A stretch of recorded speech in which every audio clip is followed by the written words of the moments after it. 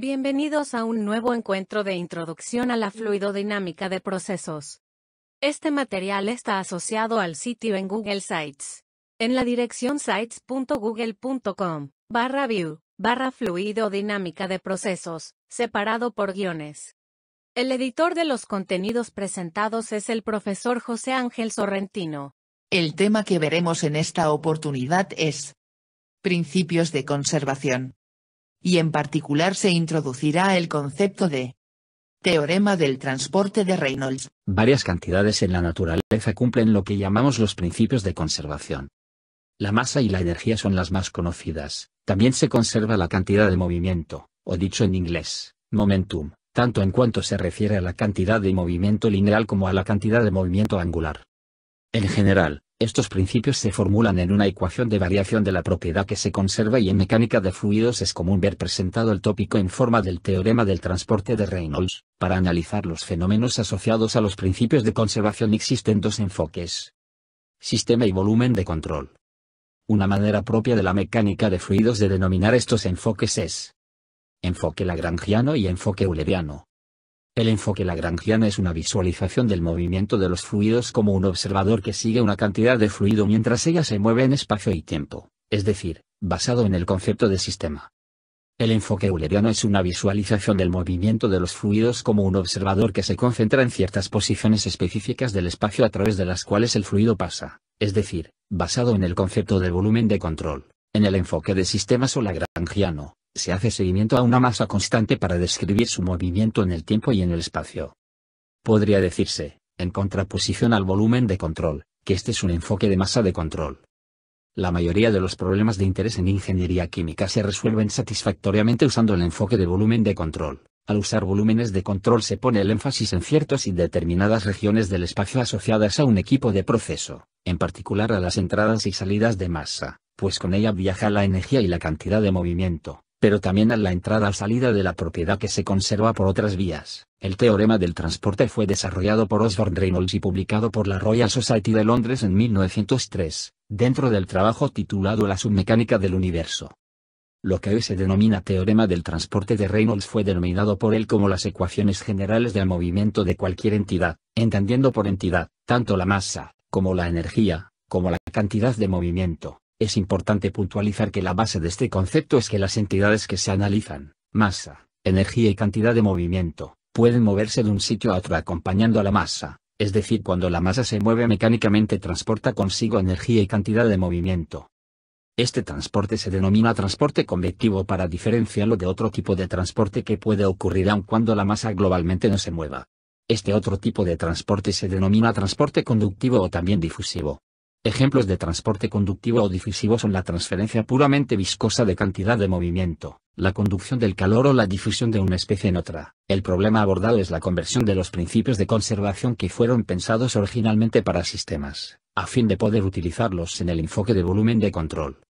A la izquierda vemos que el principio de conservación de la masa para un sistema, es decir, para una masa constante, es trivial. La masa de un sistema no cambia con el tiempo, en otras palabras su derivada temporal es cero. A la derecha vemos que el principio de conservación de la energía para un sistema, o primera ley de la termodinámica, establece que la rapidez de cambio de la energía contenida en un sistema equivale a la suma de la rapidez neta de entrada de calor y la rapidez neta de entrada de trabajo. Finalmente, en el centro tenemos una formulación no tan típica de la segunda ley de Newton. Se puede demostrar que la masa por la aceleración neta actuando sobre una masa equivale a la rapidez de cambio de la cantidad de movimiento lineal. Esta manera de verlo postula que la rapidez de cambio de la cantidad de movimiento lineal es igual a la fuerza neta aplicada, que vendría a ser interpretada como una adición externa de cantidad de movimiento. La virtud del enfoque presentado por Reynolds es que permite generalizar los principios de conservación, mediante el uso de una variable genérica, B, que representa la propiedad que se conserva y su correspondiente variable intensiva, que denominamos beta y que es por definición la derivada respecto a la masa de B. La variación temporal de B en el sistema depende de quién sea B y se puede denotar como y mayúscula de B. Cuando lo que se conserva es la masa, B es la masa, y es 0 y beta es 1. Cuando lo que se conserva es la cantidad de movimiento lineal, B es masa por velocidad, y es la suma de las fuerzas externas y beta es velocidad. Cuando lo que se conserva es la energía, B es energía, y es flujo neto de calor y trabajo y beta es energía específica. Aunque el detalle de la formulación matemática del teorema del transporte de Reynolds será objeto de un segmento dedicado a ello, vale la pena resaltar que para manipular una integral de volumen y una integral de superficie se hace uso de dos elementos diferenciales basados en la reciente definición de beta. En el primero de estos elementos diferenciales, la densidad por beta por el diferencial de volumen equivale al diferencial de B dentro del volumen diferencial. Al integrar sobre todo el volumen de control se obtiene la cantidad de B en todo el volumen de control. Cuando lo que se conserva es la masa, la integral en todo el volumen de control es la masa dentro del volumen de control. Cuando lo que se conserva es la cantidad de movimiento lineal, la integral en todo el volumen de control es la cantidad de movimiento dentro del volumen de control.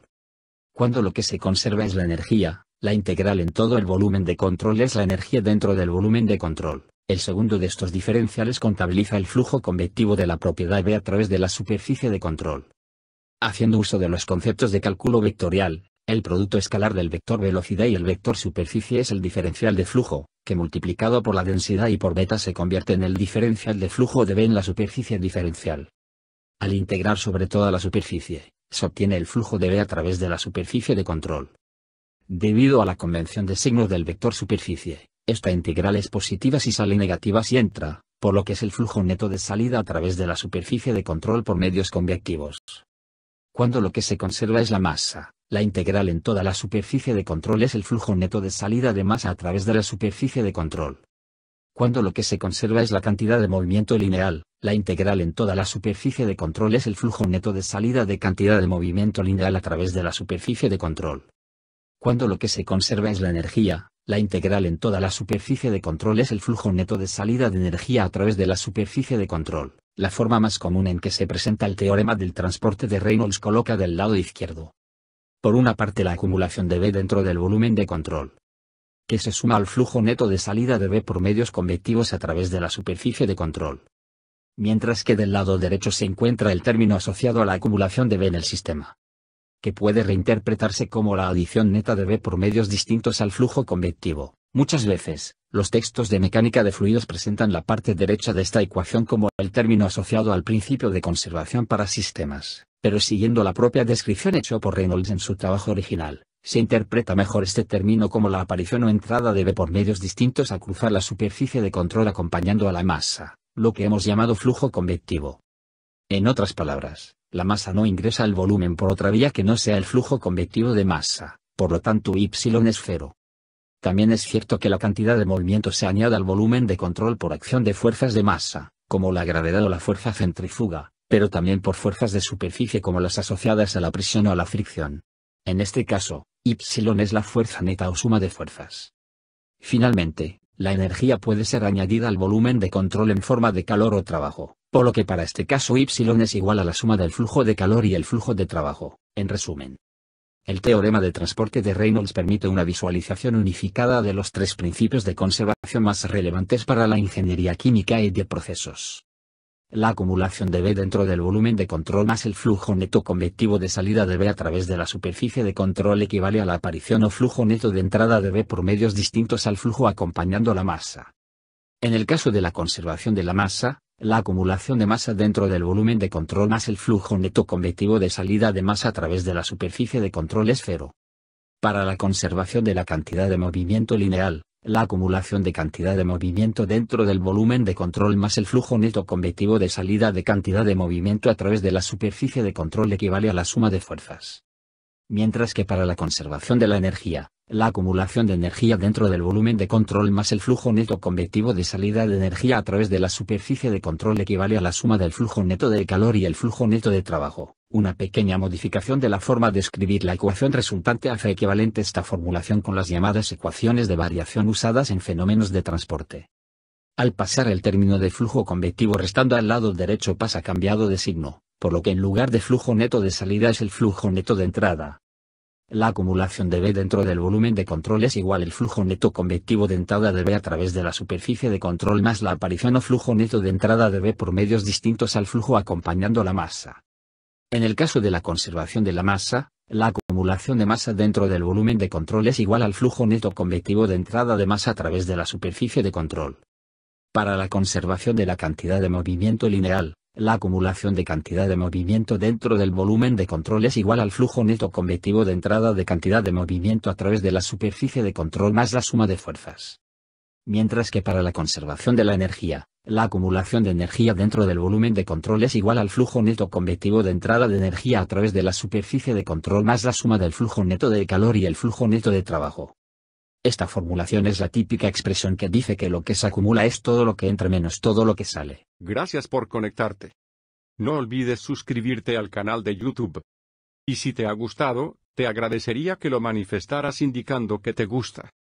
Espero que pronto volvamos a conectarnos. Hemos llegado al final de esta presentación. En nombre del profesor Sorrentino, les agradecemos haberse conectado a esta herramienta de conocimiento. Esperamos coincidir pronto en otro segmento de introducción a la fluidodinámica de procesos.